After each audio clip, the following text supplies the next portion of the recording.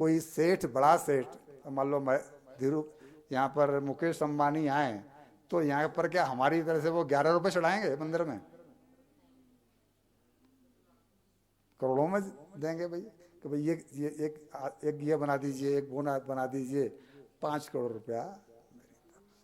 तो जब एक ये आदमी जो 11 रुपए में काम हो सकता है, तो वो 11 नहीं देता, वो कहता है कि मैं हूं। ऐसा कैसे? सबने दिया उतने ही मैं दे दूं, तो फिर मैं काहे काम मानी? भगवान भी वही कहते हैं कि तूने मेरे लिए जो सत्कर्म किया, तूने मेरे लिए जो दान किया, तूने मेरे लिए जो पुण्य किया, तूने मेरे लिए जो शरीर को थकाया, तू मंदिर मंदिर डोला, तूने गरीबों को भोजन कराया, तो अब तुझे अपने लिए करने की फिक्र मेरी जिम्मेदारी है, मैं दूंगा। तब है प्रमोशन, तब है जीवन की धन्यता, वरना तो फिर भगवान के पास 2 समुद्र हैं डॉक्टर साहब। एक तो दूध से भरा हुआ है, जिसे कहते हैं क्षीर सागर। भगवान क्षीर सागर में निवास करते हैं। भगवान कहते हैं तू मेरी कथा में, मेरे सत्संग में अगर जाकर के डुबकियां लगा रहा है, मतलब मेरे सुन रहा है, तो वहां तू गोते लगा रहा है, तो फिर मेरा बनेगा।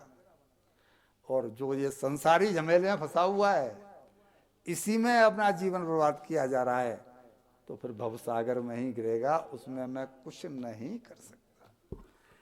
अच्छा, अब बताइए कि नरक का चुनाव हम खुद करके जा रहे हैं कि भगवान हमें नरक चुनने के दे रहे हैं? हम खुद कर रहे हैं। इसका मतलब क्या हुआ कि हमें मां के गर्भ में लटकने की एक आदत सी पड़ गई है। कैसे? गर्भ तो चाहे गाय का हो, चाहे मां का हो, या किसी कबूतरी का हो, गर्भ तो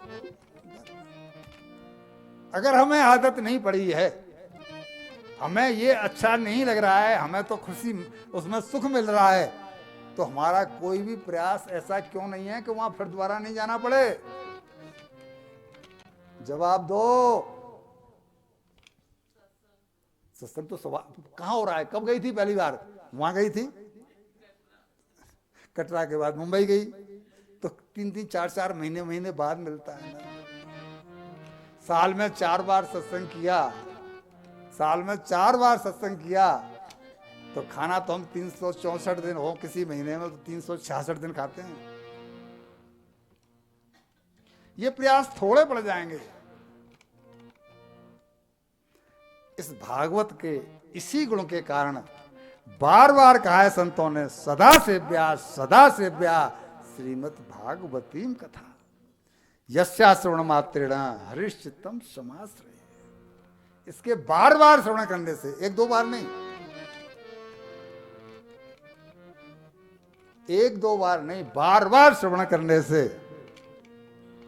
क्या होता है कि हमारे कर्ण रंध्रों के द्वारा, कर्ण मीन्स कानों के द्वारा जो हम श्रवण करते हैं, तो भगवान हमारे हृदय में प्रवेश कर जाते हैं। और भगवान प्रवेश करेंगे तो क्या भगवान ऐसी वैसी जगह पर बैठ जाएंगे? यस और नो बोलो, या तो ऐसे ऐसे करो या ऐसे ऐसे करो। तो नहीं बैठेंगे तो भगवान झाड़ू लगाएंगे नहीं लगाएंगे? हृदय में बैठने से पहले झाड़ू लगाएंगे ना। वो भी अपनी पूंछ से करता है कि नहीं करता है जमीन को साफ? तो भगवान कैसे ही बैठ जाएंगे? भगवान झाड़ू लगाएंगे, और भगवान झाड़ू लगाएंगे तो वो दिव्यता प्राप्त हो गई नहीं हो गई कि अपना हृदय शुद्ध हो जाए, अंतःकरण अपना निर्मल हो जाए। और यही तो प्रयास होना चाहिए, यही तो भक्ति है। सारा दिन माला फेरो और अंतःकरण शुद्ध है, कहां जमेगा? सदा सेव्या, सदा सेव्या।